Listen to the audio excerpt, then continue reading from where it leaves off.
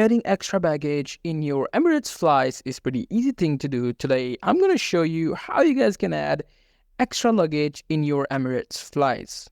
So if you have not booked any flights, you just have to go to the section which says book a flight. You just have to book a flight, and then while booking a flight, make sure to check the extra baggage for the extra luggage that you have. And if you have already booked the flight and you want to add extra baggage, suppose you were about to have less baggage, but now at the time of flight, you have some extra luggage and you want to take it with you. So you just have to go to their website and you just have to search for, it will take me to a new page, and here you guys can see cabin baggage rules and stuff like that. But here you just have to click on this, buy extra baggage allowance. You just have to click on that.